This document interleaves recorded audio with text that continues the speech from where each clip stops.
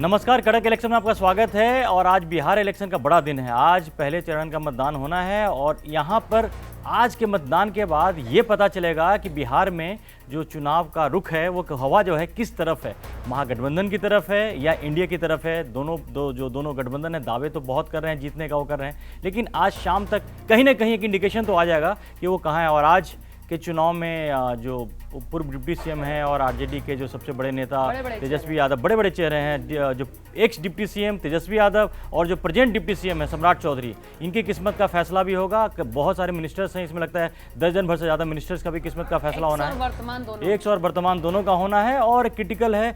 बस एक चीज़ बताइए सपना, आप वहाँ पे गई, वहाँ का चुनावी माहौल को भापा, सब कुछ किया।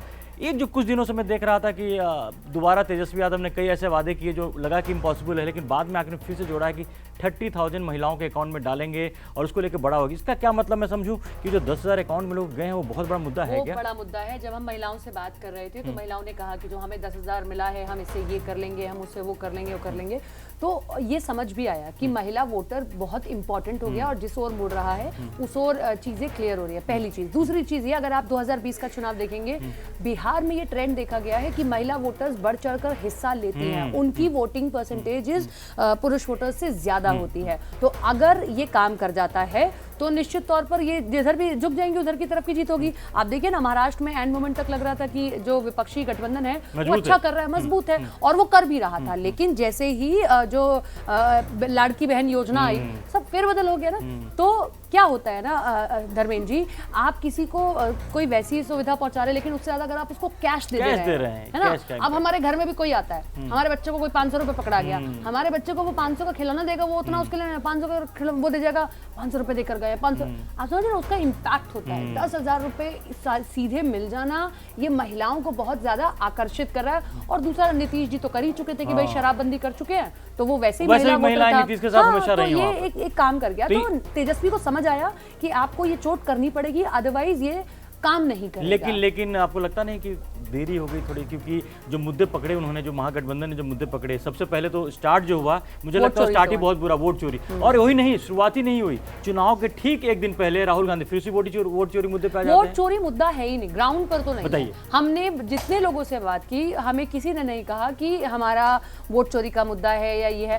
क्योंकि देखिए, पहले तो चुनाव आयोग ने क्लियर कर दिया कि 0 आपत्तियां दर्ज हुई है, 0 आपत्तियां, एक भी आपत्ति नहीं। अगर आपको आपत्ति थी तो राजनीतिक दलों को भी बोला गया था, नहीं आई, पहली चीज। दूसरी चीज ये कि वोट चोरी कभी मुद्दा था ही नहीं।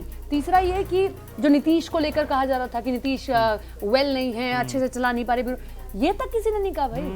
असल मुद्दे ये थे ही नहीं। एक मुद्दा जो हमेशा बिहार के चुनाव में छाया रहा, वो जाति तो मुद्दा है, आज भी था, पहले भी है और हमेशा रहेगा। तो खुद बिहार से आप इस बात को समझते होंगे। हम एक शो कर रहे थे, CNN के रिपोर्टर्स थे, हम लोग थे, बैठे हुए थे।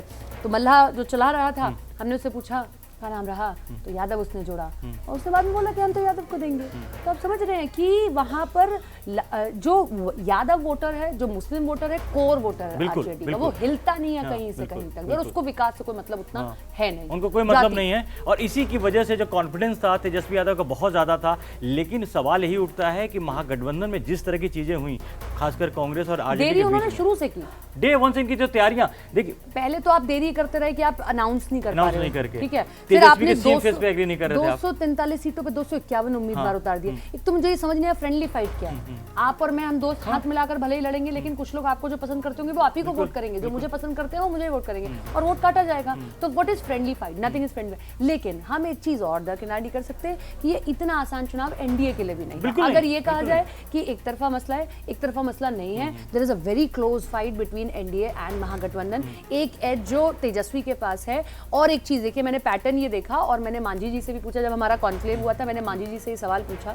हम लोग लगातार डिस्कस भी कर रहे हैं। आप आरजेडी का कहीं भी पोस्टर उठा लीजिए, आपको लालू यादव नहीं दिखाई देंगे, दूर दूर तक किसी पोस्टर में नहीं दिखाई देंगे। इसका जिक्र देखिए, प्रधानमंत्री ने भी अपनी एक उसमें किया था कि लालू यादव कहाँ हैं, क्यों नहीं दिखा रहे? क्योंकि तेजस्वी यादव ये जानते हैं कि अगर लालू यादव का हम टेन्योर दिखाकर कुछ भी करने का प्रयास करेंगे, तो क्योंकि विश्वास चंपा की स्टोरी है, बहुत सारी स्टोरीज हैं, तो वो सामने आएगा और उस पर बीजेपी बैटिंग करने की कोशिश करेगी। वो बॉल हमको उनको देनी ही नहीं है। तो हर जगह कहाँ कोशिश हो रही है? 17 महीने की सरकार, 17 महीने की सरकार, 17 महीने। तो एक एज तो उनके पास है जो उन्होंने नौकरियां उस टाइम पे दे दी थी। तो वो ये कह रहे हैं कि हमें तो सिर्फ 17 महीने का मौका मिला था, हमने नौकरियां दी। तो जो युवाओं का एज है वो तेजस्वी के पास है, जो खान सर भी अपनी बोलते रहते हैं। युवाओं का एज है, ये बड़ी बात है। और इसमें लेकिन जो मिला जुला के जो दोनों दलों, दोनों गठबंधनों के बीच में जो चर्चा करती, क्योंकि जिस तरह से मैंने हाल फिलहाल के दिनों में प्राइम मिनिस्टर को इतना अग्रेसिव कैंपेन करते नहीं देखा स्टेट चुनाव में, क्योंकि आपने देखा महाराष्ट्र में हुआ, दिल्ली में हुआ, पर लिमिटेड उन्होंने किया, क्योंकि वो ओवर लग रहा, कई बार लग रहा था प्रधानमंत्री बहुत ज्यादा करे, पहले करते थे, लेकिन पिछले 3-4 चुनाव में दिख रहे हैं। लेकिन काफी कुछ मतलब 1-2 साल 3 साल के ब्रेक के बाद प्राइम मिनिस्टर बिहार में बहुत ज्यादा दिखे हैं, और जिस तरह से उनका आना जाना रहा है, और वहाँ का जो इंडिया की जो पूरी रणनीति है वो अमित शाह के हाथ में रही है तमाम चीजें। तो जिस तरह से एनडीए अपने जो जितने पासे फेंकने थे, जैसे पवन सिंह को अपने पाले में लाना, कुशवाहा राजपूत को एक करना, ये तमाम चीजें हैं। और इसमें इंपॉर्टेंट है कि आज का जो चुनाव होना है, मतदान जो होना है, वो सीटें हैं जहां पिछली बार महागठबंधन का पल्ला भारी था, ज्यादा सीटें वो जीते थे। पल्ला भारी था, लेकिन मार्जिन बहुत ज्यादा नहीं था उन सीटों को। आप देखिए, मार्जिन बहुत ज्यादा नहीं था। बीजेपी ने उन सीटों पर अच्छा किया था, लेकिन हाँ, अगर इस फेज में आरजेडी ने बढ़त बनाई तो फिर अगला फेज, इस फेज में जो ही बढ़त बनाएगा उसके लिए आगे का रास्ता। लेकिन नेक्स्ट फेज टर्निंग पॉइंट होता है। पिछली बार भी आरजेडी को जो डेंट लगा था वो सीमांचल से ही लगा था, कुछ सीटें तो रह गई थी। सीमांचल में असदुद्दीन ओवैसी ने बहुत डेंट दिया था उधर, और मिथिलांचल में भी बीजेपी ने अच्छा प्रदर्शन किया था। तो और ओवैसी फैक्टर बहुत बड़ा फैक्टर है। मतलब गंगा पार का जो इलाका है वो बड़ा क्रिटिकल रहने वाला है। वो वहाँ का जो मुस्लिम वोटर है कनेक्ट नहीं कर पा रहा है तेजस्वी से, ये प्रॉब्लम है। और इस बार भी देखिए ओवैसी ने इस बार भी ऐसा लग रहा था कुछ समय पहले तक कि मुस्लिम आंख बंद करके महागठबंधन को वोट देंगे, लेकिन जिस तरह से आपस में कांग्रेस और आरजेडी के बीच जो हुई उसका फायदा उन्होंने ओवैसी ने उठाने की कोशिश की है। और डिप्टी सीएम को लेकर जिस तरह कहा कि भैया आप मल्लाह जिनका 2% 4% वोट है उनको डिप्टी सीएम बना रहे हो, और मुस्लिम जो हालांकि इस पर हमने तेजस्वी से सवाल किया था जब प्रेस कॉन्फ्रेंस हो रही थी, तो तेजस्वी ने कहा था कि हम और भी डिप्टी सीएम रखेंगे, और डिप्टी सीएम रखे जाएंगे, लेकिन वो उस पासे को उस किताब को खोल ही नहीं रहे, तो लोगों को क्लैरिटी नहीं है कि आप रखेंगे कि नहीं रखेंगे। दूसरा, आज मतलब मुझे समझ नहीं आता, मुझे लगता है, मैंने ये बात बोली भी थी, मुझे लगता है बीजेपी वेट करती होगी राहुल गांधी आकर कैंपेनिंग करें। कारण एक तो वोट चोरी मुद्दा नहीं, उन्होंने वोट चोरी का मुद्दा उठाया, ठीक है। दूसरा, आज सवर्णों को जो बोल दिया, आप ये बताइए, आप पूरा लिस्ट देखिएगा, एक अखबार ने छापा भी था, सबसे ज्यादा जो निचली जाति के कैंडिडेट्स हैं और जो मुस्लिम कैंडिडेट्स हैं, आरजेडी ने दिया था टिकट।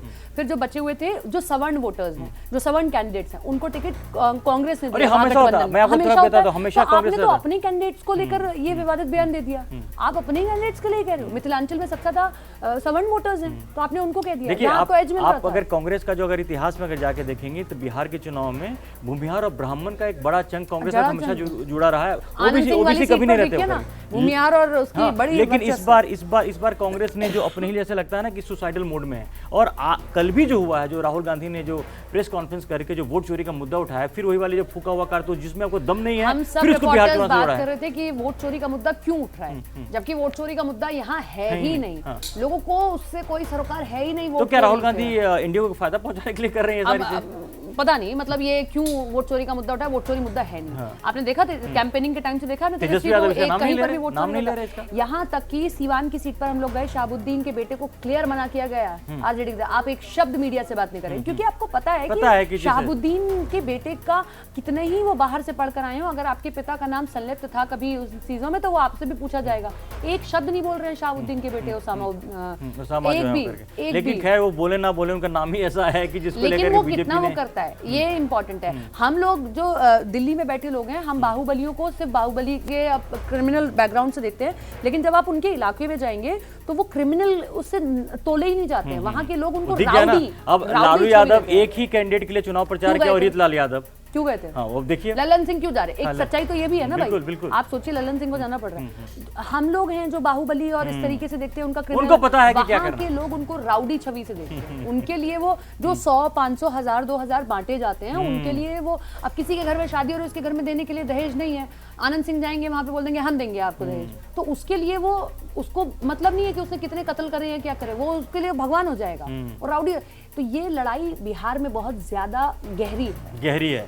और ये यही बात जो है गहरी है, और तमाम जो चीजें हैं 121 सीट का जो चुनाव है, आज जो मतदान होना है, ये बहुत हद तक आगे की जो एक रुख, जो जैसे हम बार बार बोलते हैं ना कि हवा का रुख पता चलता है, तो आज शाम तक तेज प्रताप की सीट पे बहुत जबरदस्त फाइट है। एक इसमें मैं एक चीज जोड़ना चाहती हूँ, मैं खुद महुआ गई थी, मैंने लोगों से बात करी, बाकी जगहों पर आरजेडी इज तेजस्वी, है ना, महुआ में तेज प्रताप का क्रेज है। अच्छा एक बात मैं कारण है उसका महुआ का मेडिकल कॉलेज, ओह, मेडिकल जो स्वास्थ्य कॉलेज मंत्री जो थे। बनाया था स्वास्थ्य मंत्री Yes, रहते हुए, yes, yes। हर व्यक्ति की जुबान पर वहाँ मेडिकल कॉलेज। एक चीज और बताइए, लेकिन आपने और तो कहा सिंपैथी है तेज प्रताप के लिए। तेज प्रताप के खिलाफ तेजस्वी गए चुनाव प्रचार करने के लिए, और जब तेज प्रताप राघोपुर में गए वहाँ काफी भीड़ जुटी है।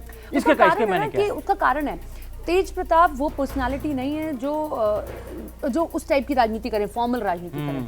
तेज प्रताप आप देखिए बिंदास है और लालू टाइप राजनीति करते हैं। मैं अरुण सर, पल्लवी जी हमारी रिपोर्टर, ये सब सीनियर रिपोर्टर, और मैं बैठी हुई थी तो हम लोग यही बात करते हैं। अरुण जी ने कहा कि जो स्टाइल लालू का था वो बस लालू क्या थे कि लालू नीति से भी सोचते थे। तेज प्रताप उतना नहीं लगाते हैं, है ना। हाँ, जैसे मेरे को उनको पकड़ने में मुझे 2 बजे इंटरव्यू का टाइम दिया गया था, लेकिन मुझे पकड़ने में 7 बज गए। वो कभी बाइक पे बैठ जा रहे हैं, फिर कभी खेतों में चले जा रहे हैं, कभी बिल्कुल फ्री माइंड है, मतलब कहीं भी उनको लोग उनसे कनेक्ट करते हैं, वो इमोशनल लोगों के बीच में जाते भी हैं, तो वो वाला मसला है उनके साथ, इसलिए वो भीड़ उनको देखने के लिए आती है। तो ये भी बड़ा दिलचस्प रहेगा सपना कि तेज प्रताप आरजेडी को कितना नुकसान पहुंचाते हैं, और क्या आरजेडी एक्चुअली लालू यादव क्या चाहते हैं क्या कि उनका जो बड़ा बेटा हो चुनाव हार जाए, ये भी देखना बड़ा क्रिटिकल। यू नेवर नो, पर्दे के पीछे से ये भी हो सकता है कि लालू यादव की भी रणनीति है। तो लालू यादव की रणनीति, तो मिला-जुला के कुल मिला-जुला की स्थिति यही है कि आज जो 121 सीट पे जो चुनाव होगा उसमें मतदान जो होना है वो दोनों ही दलों के लिए जो कहते हैं धड़कने बढ़ाने वाली चीज है। और आज जिस इंटरेस्टिंग आएगा, और इस बार का बिहार का चुनाव भी एक 2020 से ज्यादा इंटरेस्टिंग होने वाला है। ये वो वाला चुनाव है जिसमें हर व्यक्ति को अपने वर्चस्व के लिए लड़ना पड़ता है। अगर तेजस्वी इस चुनाव में नहीं जीते तो फिर वो शायद आगे की राजनीति करना उनके लिए मुश्किल। और जो शुरुआत में ही केंद्रीय गृह मंत्री अमित शाह ने बोला था कि आगे अगर इस बार तेजस्वी के आगे की राह बहुत मुश्किल होने वाली है, आखिरी चुनाव की तरह एक तरह से बोला भी था, और तेजस्वी इस बात को बहुत अच्छे से जानते हैं। ये चुनाव अगर नहीं जीता तो आगे की राह मुश्किल होने वाली है, कहीं ना कहीं जेल जाने वाली स्थिति भी उनके लिए, जिस तरह केस में उनका नाम है, घोटाले में नाम है, तो भी उनके लिए बड़ा परेशान करने वाला होगा। इसीलिए तेजस्वी ने पूरी ताकत झोंक दी है। हालांकि राहुल गांधी जो हैं और कांग्रेस जो हैं कहीं से भी महागठबंधन के हेल पर नजर नहीं आ रहे हैं, वो साफ साफ दिख रहा है। तो आज देखिए, आज जो शाम तक जो तस्वीर आएगी, हम तमाम आपको पूरे दिन अपडेट्स बताते रहेंगे। अभी तक आपने कड़क को सब्सक्राइब नहीं किया तो जल्दी से सब्सक्राइब कीजिए। फिलहाल के लिए धन्यवाद।